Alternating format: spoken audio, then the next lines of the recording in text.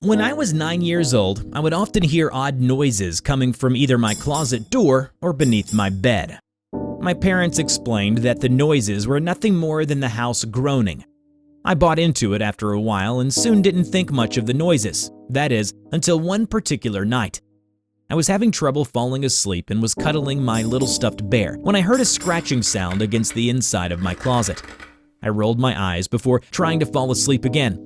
That is, until the door handle began to slowly turn and the door started to open. Cowering and shaking, I saw a long and disjointed, black, monstrous arm release the door handle. Stepping out of the closet was a black, demonic-looking creature with goblin-like features.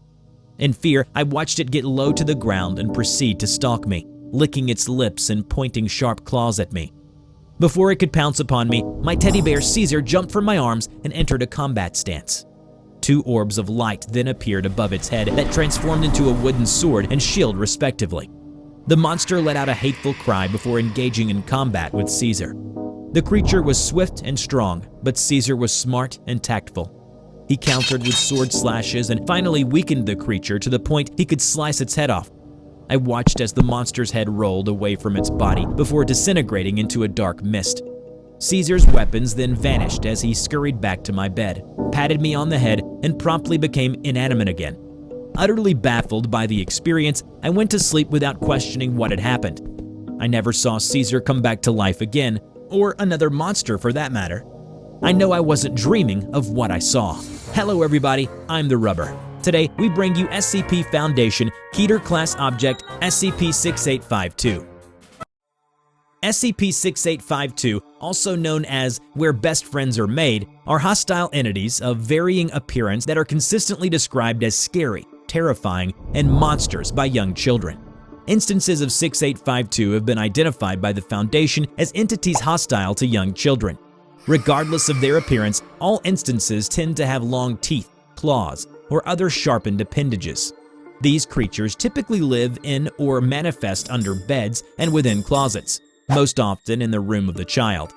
During the day, they tend to be inactive, instead opting to kill their prey during nighttime.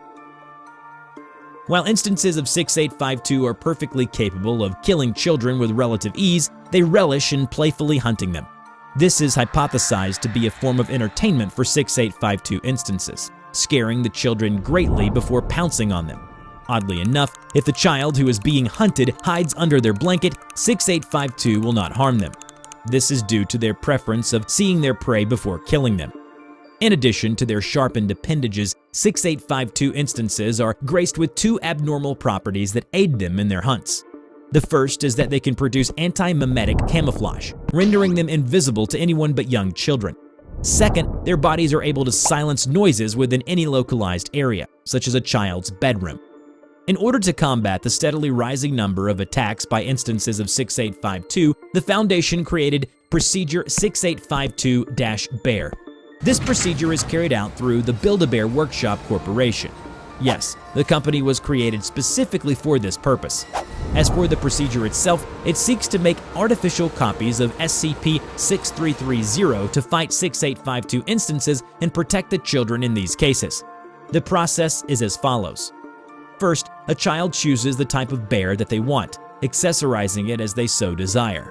Then, an employee will stuff the bear with stuffing infused with Elan Vita Energy, or Eve. The employee will then give the child a fabric heart and instruct the child to tap and rub the heart, as well as telling the child to rub the heart on a part of their body to give the bear a gift. For example, rubbing the heart on one's head will ensure the bear will be the smartest bear alive. This completes the thaumaturgical ritual, and the bear will now activate when in the presence of a 6852 instance, or when not looked upon by a living entity. The creation of these artificial instances of 6330 has resulted in the termination of 6852 instances around 97% of the time. However, things have started to change. Good morning, Director. Thank you for agreeing to meet with me today. I have some news that I believe you need to hear. Go on then. You sounded distressed in your email, so I assumed it was quite important. Thank you. Well, I was going over the number of attacks by 6852 instances, and you told me to let you know of any changes in data. And as much as I hate to say it, well, you see— Relax, Dr. Had. What did you find? All right. Okay. It is estimated that within 10 years, 1 in 4 children attacked by 6852 will die, and Procedure 6852 Bear will be able to kill instances of 6852 only 7% of the time. How? Why the sudden jump? When did this happen? I thought the numbers were relatively stable. The instances of 6852 are becoming stronger, and fewer children have been coming to the workshops. Of course, many children have been saved by simply hiding under their covers, but our artificial 6330s are losing, a lot more than before. Damn it. Alright, here is what we're going to do. We will do free giveaways, donations, and get more artificial 6330s out in the world for children. I'm sure we can spring for some cash for marketing as well. As for the increased number of dying children, what do you have in mind? I have an idea, but I'll get back to you on that later. For now, let's focus on the task at hand. Together, Dr. Had and Director Anan initiated a successful marketing and donation campaign to get more artificial 6330s out to more children. As the increasing number of 6852 instances became too much to handle, the artificial 6330s were given a secondary function. Director, we need to talk. I knew this would happen, but first, What the hell were you thinking? Having the stuffed bear to stand aside when it fails to kill the monster and let the child die under its hands? It's for the greater good. Once the monster vanishes, it will come out of hiding and obtain the child's Eve and put it into itself. That will make them stronger than before. We will then retrieve the bear and pass it on to the next child. But at what cost? We're talking about human lives here. Surely we can figure out a better way. But there is no better way. We are being inundated with anomalies and we are low on resources. It's not ideal, but 6852 cannot be contained, nor can it be prevented from manifesting. So for now, this is the best damn thing we have against something as unpredictable as this. I hate this. This isn't right. This isn't fair. They're just kids. Nothing is ever fair in this world, Dr. Had. Which is why we have to be fair. We are the Foundation, for goodness sake. We're supposed to protect humanity. We're supposed to be better than this. You're being idealistic, Doctor. The world is unfair and uncaring. Look at the bright side.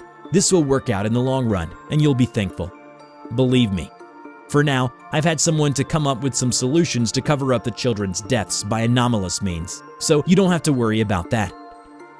You are dismissed, Dr. Had. Have a nice weekend. You're making a mistake here, Director. You're placing all your bets on something that you don't understand. Like you said, these things are unpredictable. So what if the anomalies adapt and become stronger? What then? Do we sacrifice more lives and hope for the best? I'll find a way and make sure no more innocent lives will be lost. Agent Watts recalled the painful memories of his previous mission, where he had to sacrifice an arm and an eye. A small price to pay. After months of healing, he was ready to return to action. I'm Dr. Geyser. Glad you could make it. Here's a file on your next mission. Watts took the file from Dr. Geyser. As he flipped through the pages, his expression grew increasingly grave. The anomaly came to our attention after photos of it started floating online. After a while, all photos were deleted at the same time, as were other pieces of credible evidence. We need you to infiltrate an organization in the town of Ider and find out what you can.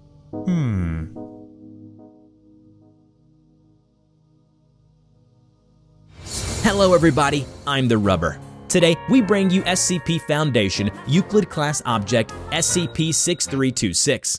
SCP-6326, also known as Manbear, is a hexapedal mammal that resembles a combination of a human man and a grizzly bear. It is often described as having a centaur-like body, with the upper torso, front legs, and head of a bear attached to the shoulders of a Caucasian male human body. 6326 moves primarily by crawling on its humanoid hands and feet, but has been observed running bipedally on occasion. It displays behavior akin to non-anomalous bears, subsisting on a similar diet and hibernation patterns. Compared to a typical non-anomalous human body, the body of 6326 exhibits thicker epidermis with higher resistance to extreme temperatures, coarser body hair, slightly larger body proportions, denser bones, thicker and harder fingernails, and denser muscle mass. Despite possessing a partially humanoid body, 6326 displays a level of intelligence no higher than non-anomalous bears. While it uses its humanoid hands for hunting and other means of survival, 6326 does not appear to have the capacity to create or operate tools. Wait. There must be a mistake here. I think this was supposed to go to somebody else. Nope, it's for you. I authorized the files myself, and the mission got approved by your CO. Seriously? Manbear? With a smile, Dr. Geyser patted on Watt's shoulder where his arm was missing. This can't be my assignment. I'm way too overqualified for this. I'm a squad leader, for goodness sake. I'm not going from Lambda 5 to this crap.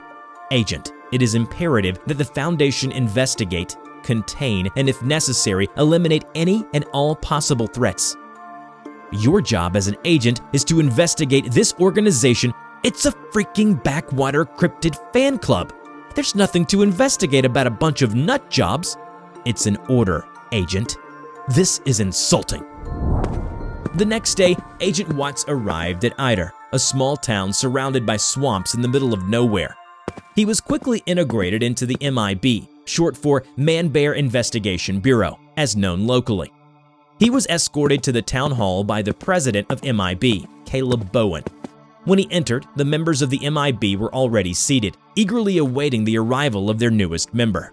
All right, folks, it's a special meeting today, because we have a new member in our ranks. Now, young man, why don't you introduce yourself to us? With a groan, Watts stood up in front of the members. Hi, I'm Keaton Ramsey, and I'm here to do my research and to hunt the Manbear. Go on, tell us why you decided to join us in this dangerous and yet rewarding venture now. As you can see, I'm standing in front of you missing an arm and stuff, because I was attacked by the Manbear. The crowd gasped and went into shock. God, how I wish to crawl into a hole and never come back up again, Agent Watts thought. I knew it. Them Manbear's always up to no good.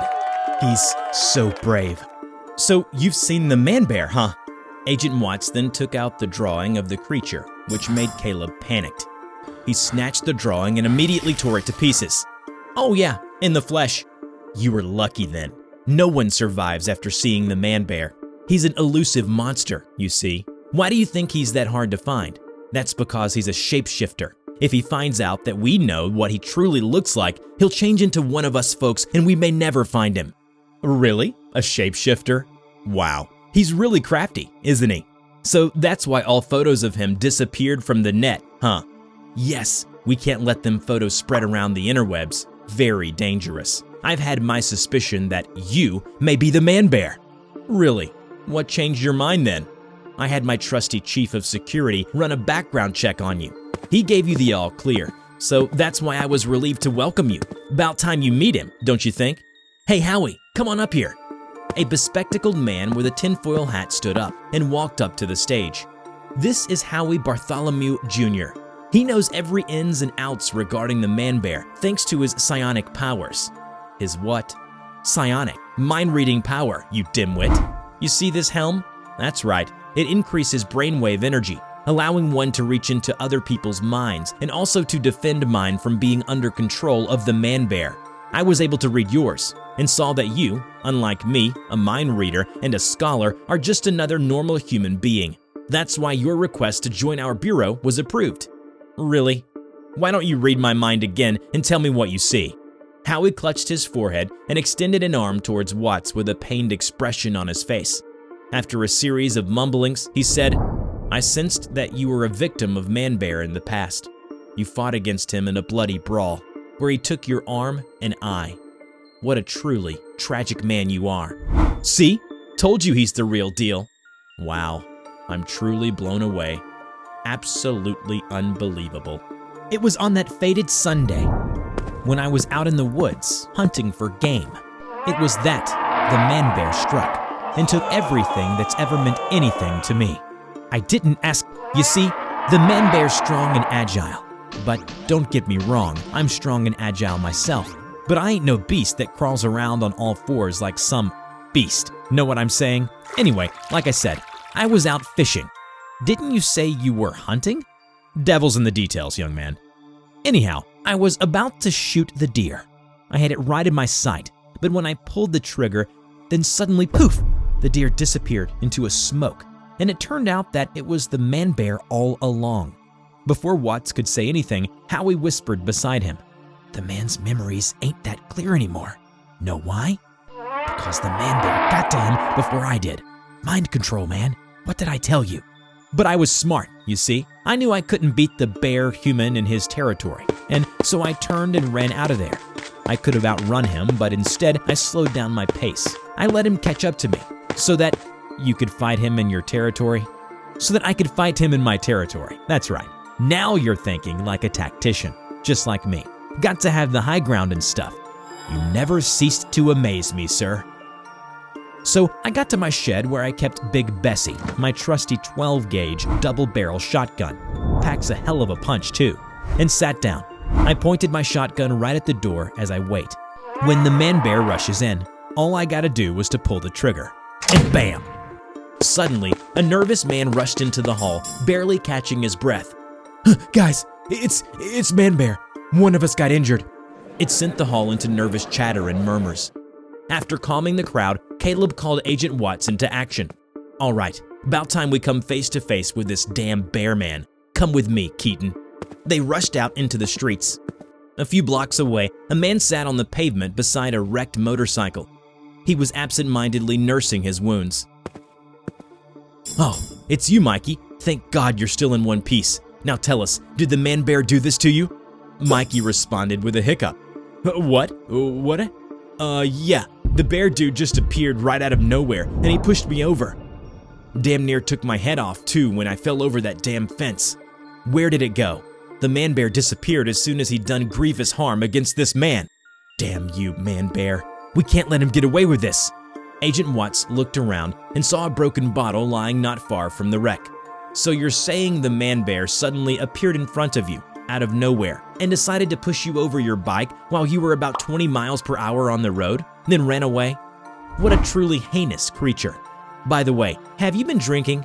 Hey, Mikey here has had a little drinking problem ever since his wife died, no doubt thanks to the Manbear. But we don't judge here, see? We all grieve in our own way. If Manbear is real, I wish it'd come right out of hiding and kill me right this instant. Careful what you wish for, young man. The Manbear's a real tricky fellow. It's strong and quick in its wits, too. So, what happened after the shed? Did you kill him?" "What? Oh, I waited for 2 hours, but he didn't show up. No doubt he was afraid of the damage I could do and respected my tactical style. I headed back to the house and had a roast that night with my wife. It was a good night. You know what? If this manbologist thing doesn't pan out for you, you can be a storyteller. The tension and buildup was unbelievable." That night, Agent Watts contacted Dr. Geyser through Holocall for his daily report. "I see you're here to report on your findings. Wait, why are you wearing a tinfoil hat?" "Oh, this? Why, it's the Bartholomew helm. It prevents the Manbear from reading my mind. Why don't you come down here and get one for yourself? The Manbear's a real threat to humanity, you know? So it's real." "Oh, why yes. It's very, very real. The president's got really hard evidence that the Manbear was in fact sent to Earth by space aliens. It's right here, all recorded in this DVD, Alien vs. Bear 2, The Revenge of the Manbear." I can sense that your mind is under tremendous stress right now. Is this the power of the Manbear's psychic abilities? Yes, tremendous stress. Very. I have traversed splinter realities and fought subdimensional monsters with my bare hands, and this is essentially the same threat as those. Please save me from this hell. I need to pull you out of the operation right away then. Now, how do you feel about working with kids? How do you feel about my 2 weeks' notice?